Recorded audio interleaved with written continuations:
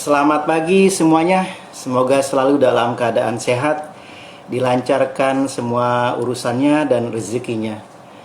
Berjumpa lagi dengan saya Muhammad Jajiri dalam diskusi Afitalk volume 3 bersama Ketua Asosiasi Franchise Indonesia Bapak Anang Sukandar. Diskusi kali ini menurut saya cukup menarik karena kita akan membahas persoalan yang sangat aktual saat ini, yaitu kita akan diskusi bagaimana bisnis franchise di masa pandemi. Topik ini juga penting bagi para pelaku usaha dan calon investor. Bagi pelaku usaha, topik ini nanti akan diskusi bagaimana para pelaku usaha seharusnya menyikapi kondisi yang penuh tantangan ini. Karena di setiap krisis, setiap situasi sulit selalu terselip peluang. Tinggal bagaimana para pelaku usaha melihatnya dengan kacamata ilmu pengetahuan dan mungkin naluri bisnisnya. Nah, dalam bincang bisnis ini atau diskusi ini, mudah-mudahan saja bisa menangkap dari kacamata ilmu pengetahuan. Dan bagi calon investor, tema ini juga cukup penting karena nanti kita akan ngobrol dengan Pak Anang apa saja sektor-sektor bisnis franchise yang cukup menarik dan layak dijadikan investasi di saat kondisi pandemi saat ini. Tampaknya Pak Anang sudah bergabung dengan kita. Mari kita hadirkan Pak Anang.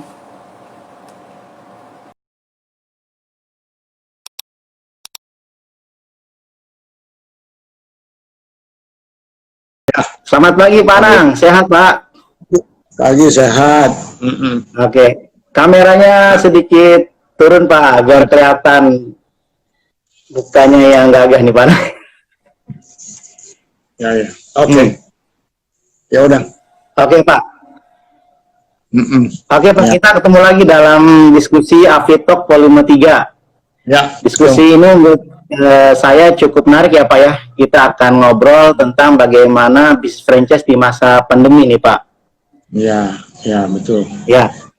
Pak Anang mungkin bisa cerita terlebih dahulu nih bagaimana bisnis franchise di masa pandemi saat ini Pak, baik secara global maupun lokal nih. Apakah franchise masih menarik dan tahan krisis? Ya betul. Jadi begini, bisnis franchise itu memang secara umum masih bisa bertahan ya di masa pandemi ini, mengingat mereka tuh mempunyai keunikan dan mempunyai keunggulan-keunggulan.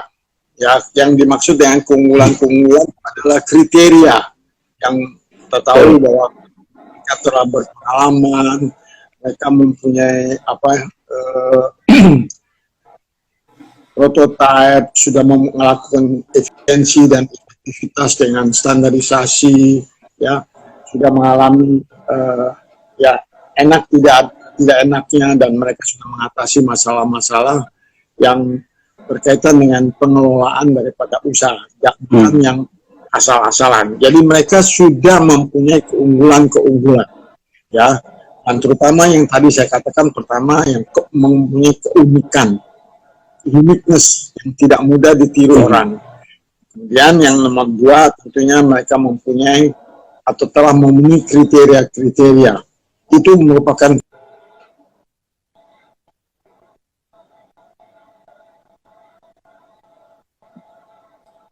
sudah Sepertinya sinyalnya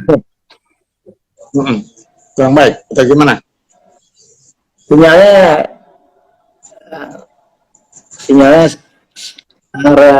udah baik Pak. Ya. Oke, ya, lanjut Pak. Tadi sinyalnya sedikit masalah. Lanjut Pak. Ya, saya lanjutkan ya. Jadi sebetulnya memang itu mau nggak mau berkaitan dengan pengelolaan. Ya, pengelolaan. Kalau saya ngambil bagian aja ya di bidang produksi misalnya, production management dan logistiknya. Kemudian di bidang financial management, ya, dan pengawasannya. Itu memang kalau mau dirinci cukup banyak, ya. Kalau kita lihat mengenai bidang produksi, tentunya production management, ya, dan bagaimana logistik dijaminkan, dipastikan bahwa tidak ada gangguan gitu ya, dan sumber-sumbernya dari mana diambil, tidak ada kendala baik dalam pengangkutan maupun dalam harga dan sebagainya. Itu mereka sudah mempunyai pengalaman tentunya. Dan yang juga yang kedua, di financial management, ya, pengelolaan keuangan. Saya kira banyak di kita tuh mungkin masih kurang menekuni bidang financial ini, terutama yang berkaitan bagaimana menghitung harga pokok misalnya, bagaimana misalnya susun projected income statement, ya, bagaimana kalau mereka mau bikin cash flow projection. Tahu kalau saya ngomong gini ngerti apa enggak ya? Cash flow projection, jadi alokasi, bikin rencana keuangan gimana, itu mau nggak mau mesti dikuasai. Kalau itu tanpa nggak diserahkan pada orang lain, saya kira nggak akan. Maka itu yang saya bilang, kalau franchise hal itu sudah pasti sudah sudah dikendalikan gitu. Kemudian di pemasaran, di bidang pemasaran, kita mesti mempunyai program pemasaran, marketing plan atau business plan kalau perlu sampai. Dan kalau dalam keadaan sekarang, pandemi ini, mau nggak mau ilmu ini mesti ditambah. Bagaimana dengan apa yang kita lihat sekarang akhir-akhir ini, ada aplikasi, ada digital marketing, ya ada online, segalanya memanfaatkan untuk promosi dan pemasaran atau penjualan mengenai GoFood, Gojek dan sebagainya. Itu mesti kita manfaatkan, mesti kita lakukan. Maka kalau usaha franchise memang sudah di samping mereka sudah memang unggul, ya, mempunyai keunggulan, dan mereka tentunya juga memanfaatkan atau menggunakan yang tersedia untuk mereka bisa memperkuat usaha-usaha mereka. Itulah yang saya lihat gitu. Ya. Jadi kemudian yang saya lihat juga gini, kalau di luar negeri, ya, itu ada bantuan dari pemerintah terhadap usaha-usaha franchise ini, karena pemerintah juga tahu, ini laporan dari World Franchise Council, ya, mereka mengatakan open support for franchisors and SMEs. Betul, itu tuh programnya dari pemerintah. Di Rusia ada, di Mesir ada, di UK juga ada. Jadi mereka tuh memang membantu. Kalau kita lihat jangan jauh-jauh, lihat Malaysia dan Singapura ya melakukan hal itu. Jadi pemerintahnya membantu usaha-usaha waralaba dan SMEs yang unggul, SME small medium enterprise, UMKM yang unggul tentunya. Ya, di samping usaha-usaha franchise yang sudah terbukti berhasil dan mempunyai keunikan, yaitu yang mereka tentunya support. Artinya seperti gini, ini mungkin yang perlu disampaikan juga. Misalnya royalty fee yang biasa dibayar oleh franchisee kan membayar, mungkin ya dikurangi oleh franchise. Oh, ini karena keadaan pandemik, oke, bayar 50% saya. Nah, itu dibantu oleh pemerintah. Terus terus mengurangi harga-harga dari produk bahan bakunya mungkin dikurangin gitu, 10% atau 20% gitu. Itu untuk membantu saja. Kemudian mengurangi juga yang biasanya kan ada advertising dan sales promotion cost, kan biasa 1% sampai 1,5% lah. Itu biasa juga bantu oleh pemerintah kepada franchisor, dan franchisor meneruskan kepada franchisee-nya, begitu. Dan subsidi juga untuk operasi franchisee, betul. Jadi itu yang di luar negeri yang kita lihat telah dilakukan oleh pemerintah. Nah, dalam kaitan ini perlu saya tambah, kita bahas ini dulu ya, supaya ini kita menyadari bahwa Singapura, nah ini contohnya di depan mata kita. Singapura tuh laporan saya kira 2 hari yang lalu, di koran Kompas, mohon saya baca tuh, kontraksi Singapura lebih dalam daripada yang diperkirakan. Singapura tuh di triwulan pertama, ya, sampai triwulan kedua itu udah minus, dia punya pertumbuhan ekonominya udah minus. Jadi kalau 2 kali triwulan sudah minus, itu udah namanya resesi. Di kita ini kita yang minus, kita kan kalau triwulan pertama kita 2,97 masih plus. Di triwulan kedua kita sudah minus 5, sekian. Ini catatan saya, 5,32. Kita mengharapkan karena sekarang sudah bukan lockdown ya, kita kan sudah transisi PSBB kan, diharapkan memang kita masih mengharapkan triwulan ketiga, ya ini Juli, Agustus, September tuh plus kita, jangan minus lagi. ya kan? Singapura itu gara-gara di bulan April, Mei, dan Juni itu diadakan lockdown total lockdown, itu maka ekonominya minus. Apalagi memang mereka tergantung dari usaha dari luar semata, perdagangan luar negeri, import ekspor, pariwisata dan sebagainya. Sedangkan kalau Indonesia ini yang perlu saya sampaikan, kita masih termasuk beruntung. Beruntung kenapa? Kita punya domestic consumption, konsumsi domestik kita masih besar. Terutama karena ada kelas menengah juga. Jangan lupa kelas menengah Indonesia itu ada 72 juta seperti yang saya bilang. Dan dengan domestic consumption itu, Indonesia menciptakan yang dinamakan domestic demand. Dan domestic demand ini akan memberikan pekerjaan. Ini, ya, itu. Jadi itu saya kira yang perlu diketahui dulu oleh kita. Jadi memang diharapkan bahwa hal ini bisa kita pertahankan, dan kalau boleh di triwulan ketiga ini, yaitu jadi mulai triwulan kita Juli, Agustus, September ya. Kalau boleh ini udah plus kita, ya. Nah itulah yang saya sampaikan ya. Jadi kalau tadinya juga kita lihat ada government support dan sebagainya dari di luar negeri, di laporan dari World Franchise, dan malahan saya kira kita juga AFI itu banyak diajak, sebetulnya sudah diajak untuk kerjasama, bahwa banyak usaha-usaha franchise juga yang lain usaha lain mau masuk ke pasar Indonesia. Jangan lupa loh, Filipina pernah ngajak, lah Singapura udah ngajak juga ya. Nah itu saya kira pasar Indonesia masih lebih baik daripada pasar di negara-negara yang lain ya. Nah saya nggak tahu, saya ini mau mengarah kepada pertanyaan apa lebih lanjut, silahkan. Ya, ini Pak tadi menarik ya, franchise di masa krisis tetap apa namanya tahan Pak ya, karena mempunyai keunggulan dan keunikan. Ya. Nah kalau ini kan global Pak ya, krisisnya bisa dibilang global ya. Nah dari mungkin sebagai ketua asosiasi ada gerakan apa Pak di dunia global nih, dari berbagai ketua asosiasi untuk menyikapi kondisi ini Pak? Mungkin ada suatu program atau gerakan apa gitu? Itu yang tadi saya ceritakan. Jadi mereka tuh secara berkala 2 minggu sekali. Sebetulnya kemarin semalam juga ada tuh World Franchise Conference mengadakan webinar untuk anggota-anggota World Franchise ya, asosiasi.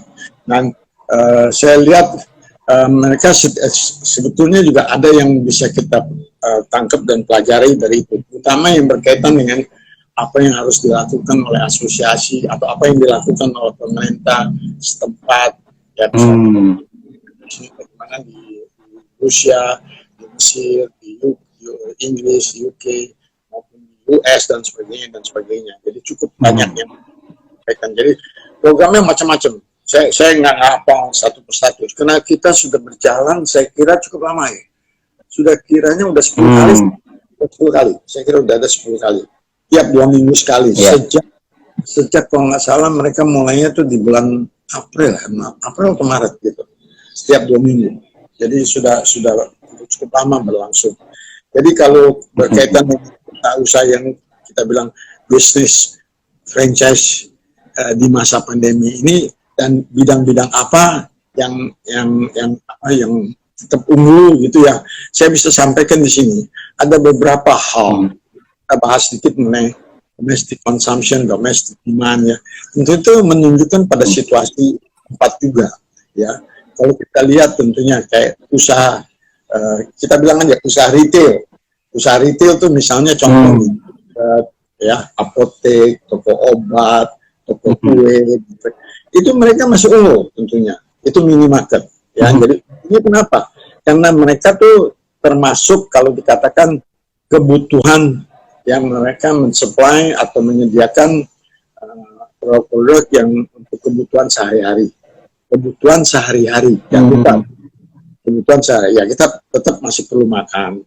Kita tetap masih perlu beli bahan yang kita butuhkan sehari, misalnya beras, atau kita pun mungkin perlu barang-barang yang tersedia di supermarket atau di minimarket. Maka itu masih bertahan gitu.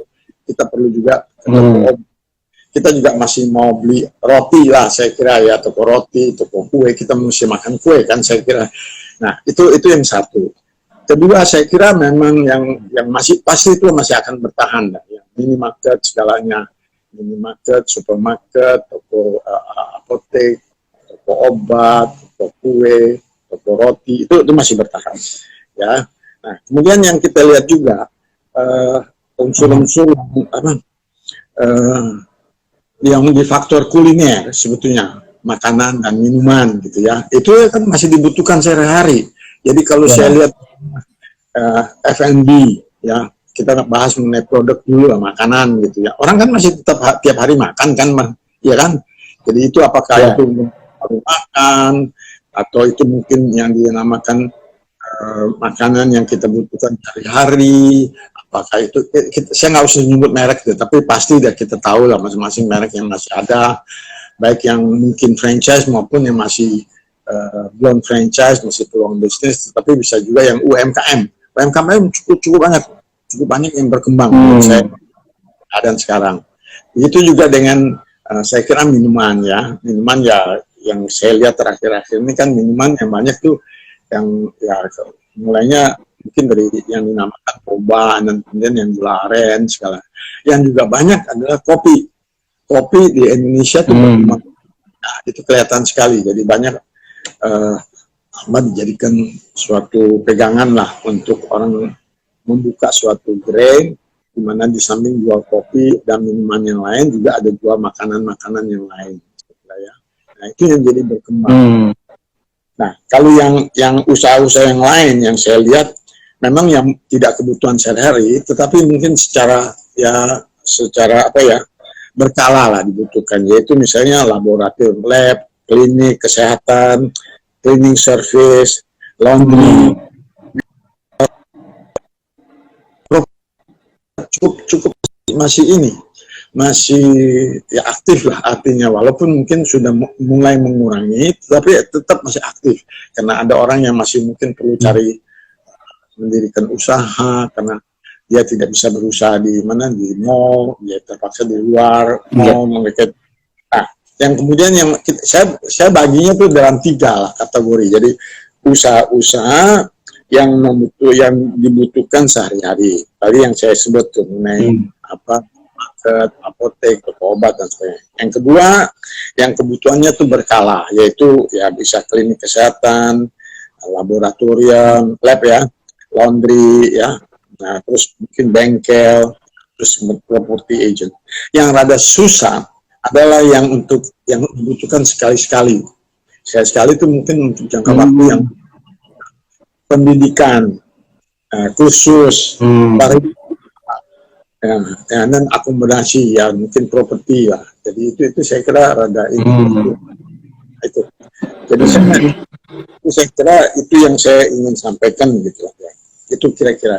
Jadi menurut saya itu usaha-usaha yang bisa, yang masih sampai sekarang juga bertahan. Tapi bukan saja di waralaba, tapi di usaha-usaha yang UMKM juga bisa. Terutama ada lagi yang unsur yang lain sebetulnya, yaitu unsur-unsur di mana mulai memikirkan untuk suatu produk yang baru atau suatu usaha yang baru. Itu juga masih memungkinkan.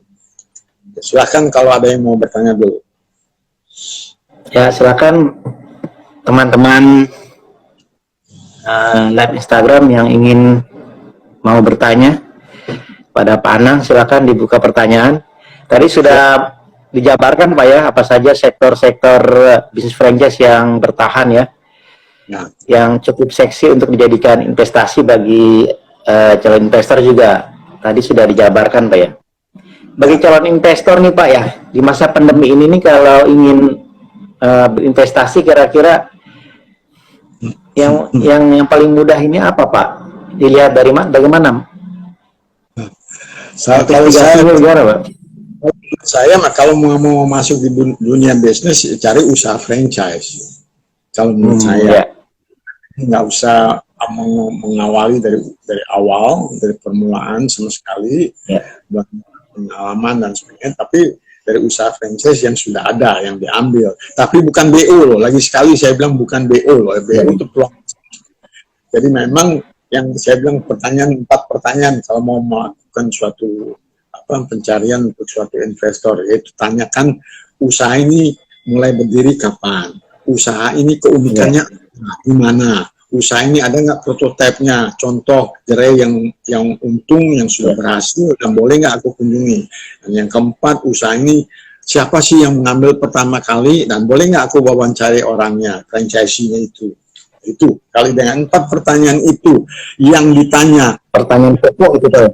jawab, itu udah tahu itu bukan franchise. Itu. Jadi jangan Kalau di masa pandemi ini bisa nggak dipermudah lagi Pak ininya? apanya Kalau gitu. pertanyaan disederhanakan lagi bagaimana tadi pokok-pokok atau kriteria yang harus dilihat oleh calon investor. Tadi kan harus ketemu langsung, ini kan lagi masa pandemi ini biar tidak terlibat langsung, bagaimana Pak? Saya kira Melihatnya mungkin cukup sebaiknya di terlibat. di media sosial cukup tidak Pak melihat franchise di media sosial, investigasinya bagaimana Pak? Saya kira mesti sebaik jangan semata di media sosial ya, karena mungkin belum bisa bertanya secara intens gitu ya. Jadi saya kalau mau gini ya, kalau mau mengambil usaha franchise tadi tanyakan tadi satu. Tapi kalau sekiranya munculnya atau diperkirakan usaha itu bukan franchise tapi masih merupakan peluang bisnis, nah harapan saya orang yang mau jadi investor itu berusaha akan mengatakan gini, kalau dia nggak bisa neruskan, aku bisa neruskan usaha tersebut. Nah itu baru dia boleh ngambil, gitu ya. Ya jangan Ada pertanyaan nih Pak. Apa nih? Dari Pak Andri. Pak, kalau masa pandemi apakah usaha FRC di bidang F&B apakah bagus tidak? Rencananya mau kerjasama dengan merek salah satu warung milenial nih, Wak Kakak. Saya nggak tahu, saya nggak bisa bilang, saya nggak komentarin yang disebut brand itu ya. Merek ya. Itu saya nggak bisa bilang apa itu franchise atau BU, saya belum tahu. Kalau mau ya coba dia tanyakan gitu yang 4 pertanyaan yang saya jadi tahu bahwa usaha tersebut apa franchise atau peluang bisnis, ya kan? Tanyakan 4 pertanyaan yang tadi satu. Kedua, kalau Anda tahu, yang saya juga udah kasih tahu, kalau itu misalnya keluarnya peluang bisnis, ya Anda bisa mengatakan, oh kalau gitu sekiranya si pemilik tidak bisa meneruskan, aku mesti bisa meneruskan. Itu baru boleh diteruskan kalau gitu. Gitu. Ya, Saudara Andre ya, gitu ya.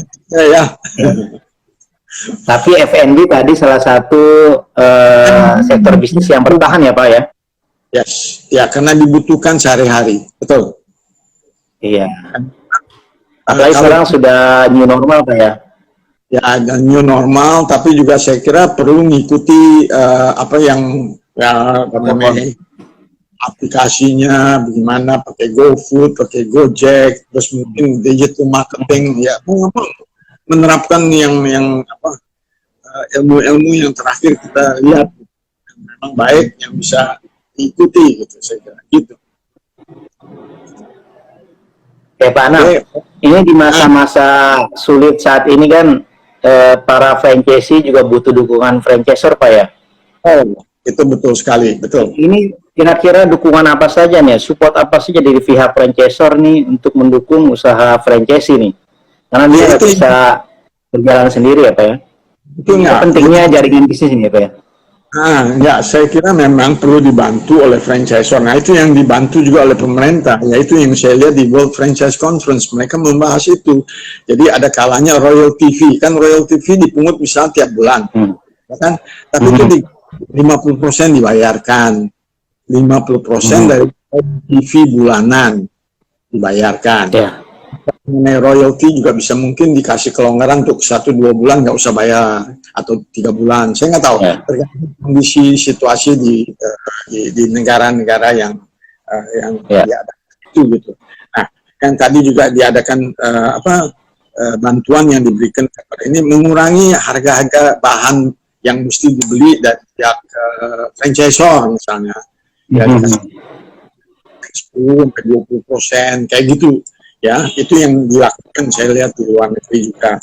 Yang ketiga juga, nah itu yang tadi saya bilang, advertising and sales promotion cost itu dikurangi.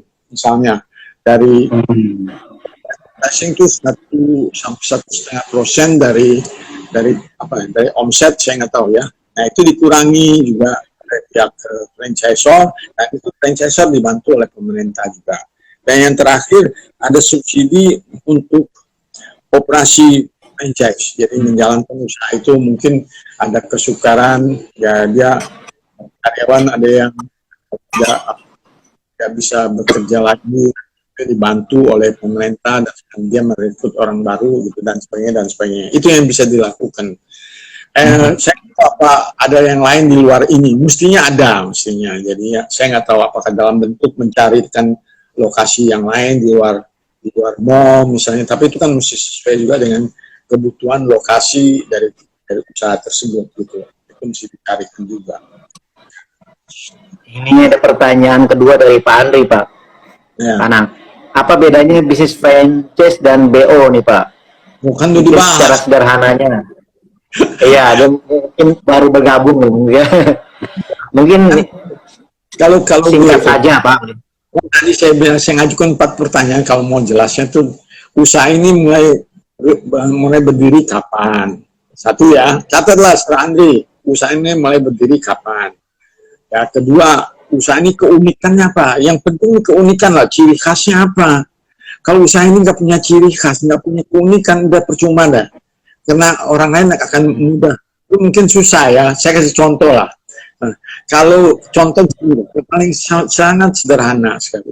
Kalau bikin gado-gado, bumbunya apa toh? Coba ya, Sir Andri suruh ngomong deh. Pak Andri, apa? Gado-gado bumbunya apa? Gado bumbunya jambu mede, Pak. Biji jambu mede. Jambu mede baru belakangan, bumbunya bumbu kacang. Makan, nah itu udah jadi sesuatu yang khusus. Tapi kalau sekarang kan udah terbuka, jadi itu sekarang tidak bisa dijadikan keunikan lagi. Harus cari yang lain. Itu apakah di produknya yang lain itu. Ini yang nanya jangan orang baru, ini susah nih, mesti dari awal ngikuti dari yang yang pertama tuh kita ngomong. Nah, yang ketiga tentunya usahanya itu ya paling sedikit sudah 5 tahun. Ini saya jelaskan dah. Paling sedikit tersebut sudah harus 5 tahun. Kalau baru 2 atau 3 tahun, 3 tahun. Dan itu juga jangan lupa biasanya, ya ini saya ngomong ya dah, saya mesti terangkan Pak, susah. Itu kalau 300 juta ke bawah, itu saya kira belum franchise. Iya ngerti? Kalau di bawah, kapitalisasinya di bawah 300 juta, saya kira susah. Mau 300 juta ke atas lah, itu baru franchise. Jadi kalau di bawah itu, ini menurut perkiraan saya ya, mungkin 250 sampai 300 lah ke bawah gitu, itu belum franchise. Karena franchise itu dicapainya dalam 5 tahun kok, nggak mungkin dalam 2 atau 3 tahun. Sama kan suka ngomong, oh bisa, saya sudah banyak, Bu, banyak yang, wah Pak usaha saya udah 20 orang lebih yang minta. Itu berapa kali, saban kali ada yang mengatakan gitu, mas saya pemilik tuh, itu bukan ukuran franchise. Ukuran franchise itu keunikan. Pak Anang, kenapa mesti 5 tahun? Apa tidak terlalu lama? Nggak cukup 3 tahun saja, Pak? Menurut saya tidak tahu. Itu berdasarkan pengalaman di lapangan. Kalau hanya bisa 3 tahun sih boleh-boleh saja. Saya sih juga cukup gembira kalau memang bisa. Tetapi pengalaman mengatakan untuk sampai kepada tahap demikian unggul, ya ada keunikan, sudah standarisasi, ya sudah ada prototipe, ya itu semuanya memang membutuhkan waktu, nggak bisa kurang-kurangin. Jadi ada orang mungkin, wah saya capai dalam 2 tahun, 3 tahun. Buktikan deh kalau memang 2-3 tahun bisa dapatkan keunggulannya. Jangan lupa nih, saya ngomong ketiga kali, jangan lupa itu. Franchise itu membutuhkan inovasi yang berkelanjutan. Jadi kalau satu keunikan ditiru sama orang lain, mesti ada keunikan yang lain lagi. Jangan lupa loh. Pembuktiannya itu melalui neraca dan rugi laba. Jangan asalan. Kalau asalan ya itu nggak bertahan, nggak bisa bertahan. Apalagi menghadapi pandemi ini, nggak bertahan. Pasti tidak akan bisa bertahan. Pilih nih. Oke. Apalagi ada yang mau bertanya? Ini ada pertanyaan lagi Pak, apakah franchise bisa dikatakan manajemennya autopilot? Apa? Manajemennya apa? Kalau usaha franchise, apakah manajemennya autopilot? Loh, ini pertanyaan yang memang menyesatkan. Yang bisa naik mobil aja bisa autopilot nggak? Karena memang sekarang Pertanyaan saya banyak dulu. itu Pak, penawaran franchise. Ini dengerin dulu nih. Saya tanya dulu nih. Kalau mau naik mobil bisa autopilot nggak? Ada yang bertanya siapa tuh? Saya tanya sama dia jawab. Pak Andri. Mbak Andri tanya. Ya, mungkin beliau ditawarkan franchise autopilot manajemennya mungkin. Bohong. Mana mungkin yang bisa autopilot cuman pesawat terbang kalau sudah di atas. Ya, di mana tidak ada traffic. Mobil aja nggak bisa di darat. Yeah. Mana bisa? Traffic apa bisa? Nggak bisa. Kalau jalanan macet dia bisa, karena lampu merah dia bisa berhenti. Ya nggak bisa. Autopilot bisa. Lampu merah dia jalan terus. Betul apa nggak? Aturan dia mesti berhenti, lampu merah dia nggak berhenti. Aturan dia mesti jalan, hijau dia nggak jalan. Gimana? Itu mikirin, autopilot tuh cuma bisa pesawat udara kalau sudah lewat take off, sudah mapan, di mana dia cuma tinggal terbang dan tidak ada kendala di depannya, tidak ada badai, ya tidak ada current wind yang bikin dia terombang ambing. Tapi kalau in business apalagi in business nggak mungkin, dalam bisnis itu tidak ada risiko. Kalau you punya dengan dan saya ceritanya, ini pertanyaannya dari dulu nih, ya kalau pemain tenis atau pemain bola dia punya tangan, pemain tenis ya, kalau pemain bola dia punya kaki, itu diasuransikan tuh bisa. Ya kan? Dia bisa asuransikan dia punya tangan maupun dia punya kaki, pemain bola. Tetapi bisnis itu bisa diasuransikan ke insurance, Lloyd Insurance di Inggris. Tetapi bisnis kalau you mau masukin ke Lloyd Insurance dia akan tolak.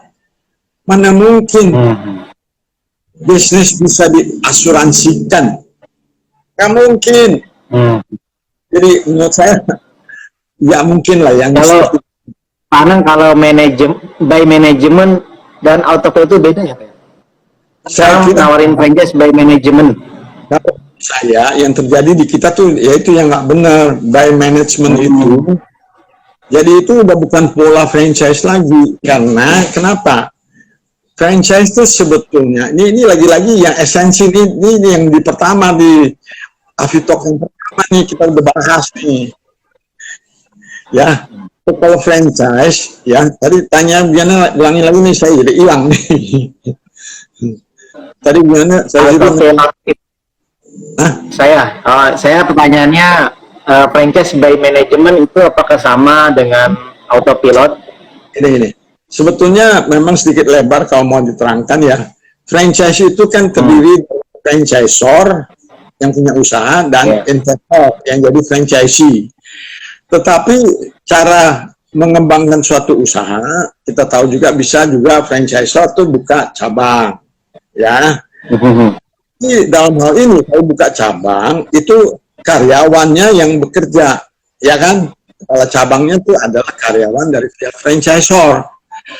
Kalau dia franchise yang jadi kepala cabang atau yang jadi pengelola itu orang lain, itu adalah investor yang namanya franchisee.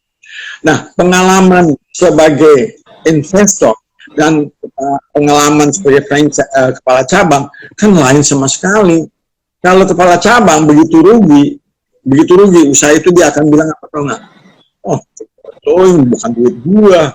Benar apa enggak? Tapi kalau itu yang punya duit, investor adalah franchisee, ya dia kan nggak mau rugi, itu kan duit gua yang rugi. Benar apa enggak kalau ngomongnya begitu? Ya kan, beda kan kalau dia sebagai kepala cabang, dia nggak pegang risiko, tapi kalau ini investor, duitnya dia. Jangan lupa, sebetulnya kalau by management, itu tidak mendapatkan manfaat dari usaha franchise ini. Kenapa?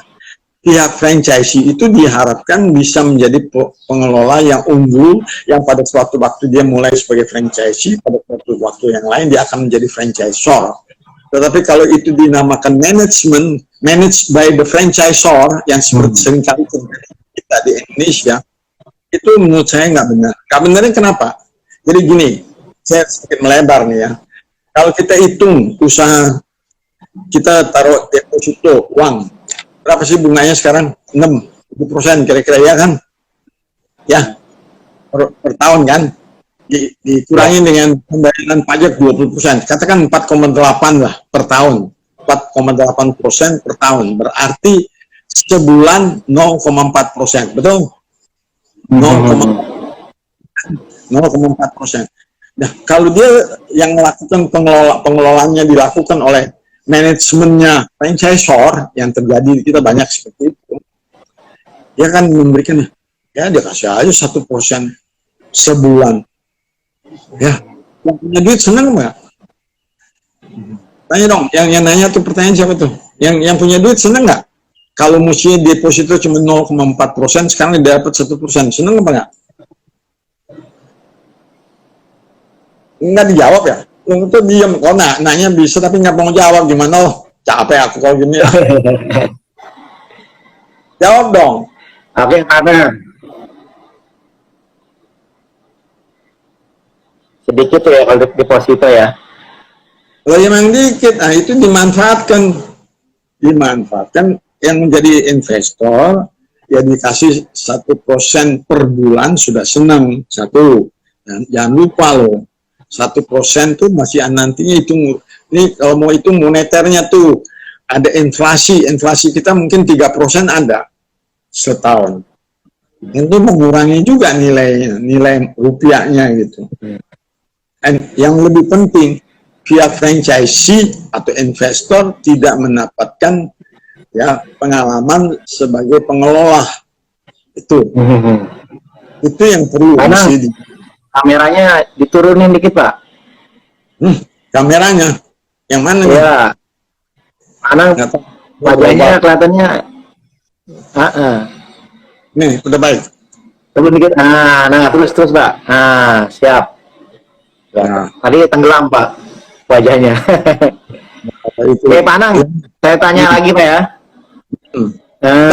Franchise kan mau jawab gimana sih? Saya ngomong sendiri capek nggak mau Kalau mau nanya juga dong, kasih komentar, nggak apa-apa, salah juga boleh, nggak jadi soal gitu. Kita mau belajar. Ya gitu dong. Iya. Pak, franchise kan salah satu bagian dari UMKM Pak ya? Saya bilang di dalamnya ya Pak ya? Ya bisa disebut begitulah. Tapi ada juga yang gede. Ya. Ini bisa dibilang sektor franchise juga bisa menjadi penunjang ekonomi Indonesia Pak ya? Pasti bisa, karena memang itulah yang diharapkan, bahwa ada perlindungan kepada franchisor. Karena franchisor itu adalah yang punya kemampuan lebih. Itu sebetulnya karena dia yang menciptakan usaha-usaha yang unggul gitu, punya keunikan, mempunyai sebagainya. Itu jadi harusnya dapat dukungan atau support apa Pak dari pemerintah nih di masa pandemi ini? Apakah layak dapat support? Ya, sampai sekarang sih saya lihatnya belum ada. Sebetulnya pemerintah mengarahkan situ sebetulnya. Tetapi gini ya, sebetulnya pemerintah sudah sampai pada tahap itu ya. Kalau kita lihat, saya paham sekali bahwa terutama Pak Jokowi lah, Pak Presiden kita, dia melihat bahwa kita tidak bisa semata 100% yang ditekankan kepada kesehatan. Mestinya gabungan antara kesehatan maupun pertumbuhan ekonomi. Karena jangan terjadi seperti kayak yang dilakukan oleh Perdana Menteri Singapura Lee Hsien Loong ya, di mana itu sudah mencapai 2 kali triwulan minus dia punya perkembangan, karena memang mereka punya keadaan memang tidak begitu menguntungkan seperti Indonesia, karena mereka sangat tergantung dari perdagangan luar negeri, ya, terutama import ekspor dan pariwisata, ya. Mereka punya yang 9 juta, ya, hotel-hotelnya cukup mahal segalanya. Sekarang mereka merana tuh segalanya. Nah, Indonesia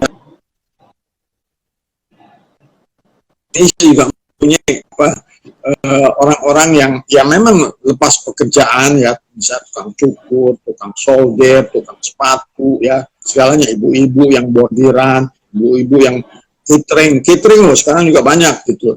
Nah, itu kan usaha-usaha UKM, ya, yang memang berkembang. Nah, itu yang mesti ketika akan menciptakan domestic consumption atau konsumsi domestik.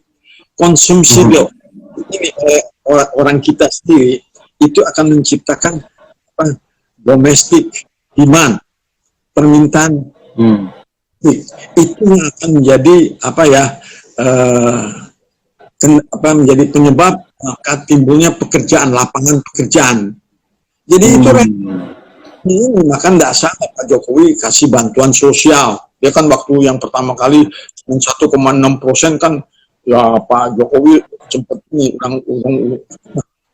uringan gitu, ya. Nah, kok ini cuma baru 1,6% yang dibagikan, mestinya sampai 80%, 70%. Memang betul, karena itu perlu membantu bansos itu.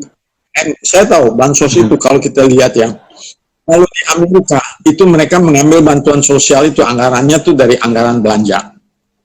Kalau di Cina itu dia ngambil dari dia punya cadangan foreign exchange, cadangan dari mata uang luar negeri ke Cina.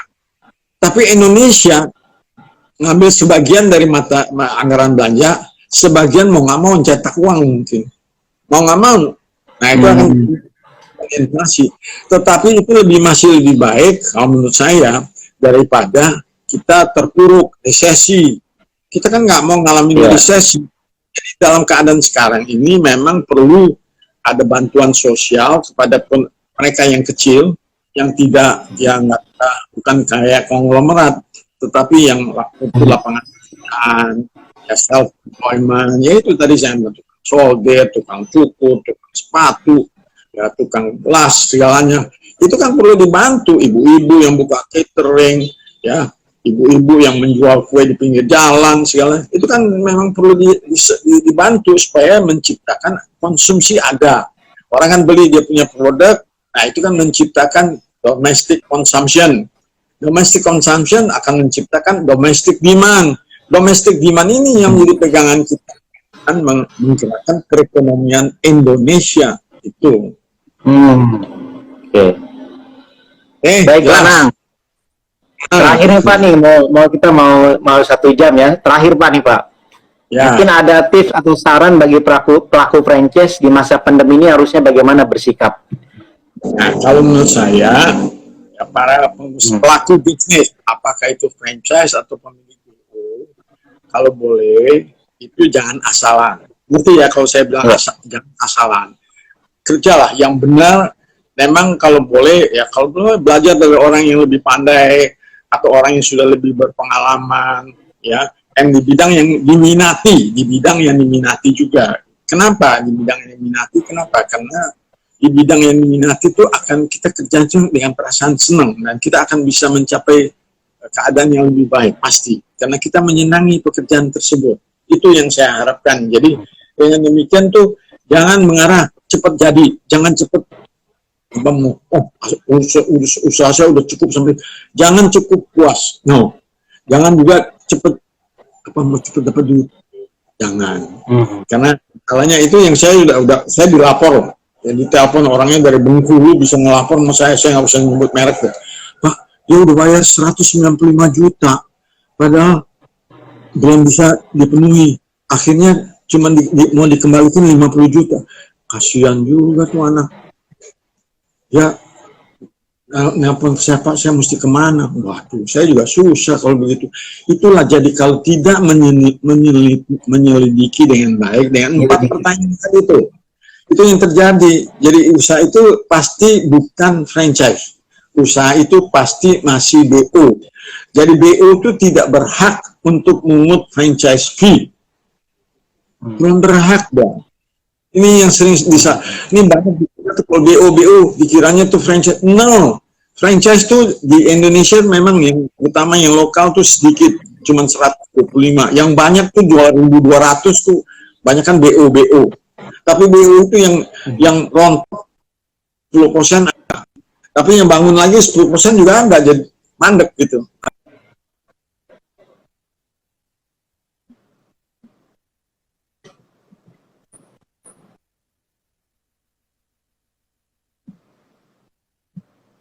Sepertinya sinyal Pak Anang bermasalah nih.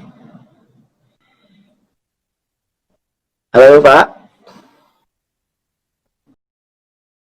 Sepertinya sudah cukup waktu yang kita sediakan. Pak Anang juga tadi sudah memberi tips terakhir ya, closing statement. Tadi kita sudah bicara cukup atau diskusi cukup panjang dengan Pak Anang, banyak hal yang menarik dan informasi penting ya terkait dengan apa saja sektor bisnis franchise yang bisa dijadikan pilihan investasi bagi calon investor di saat pandemi saat ini. Tadi juga Pak Anang cerita apa saja kriteria pokok yang harus diketahui calon investor ketika memilih bisnis franchise agar tidak membeli kucing dalam karung ya. Tadi juga Pak Anang banyak menyampaikan informasi secara global bagaimana situasi bisnis franchise saat ini. Itu saja diskusi kita kali ini. Sampai jumpa di API Talk volume 4 minggu depan.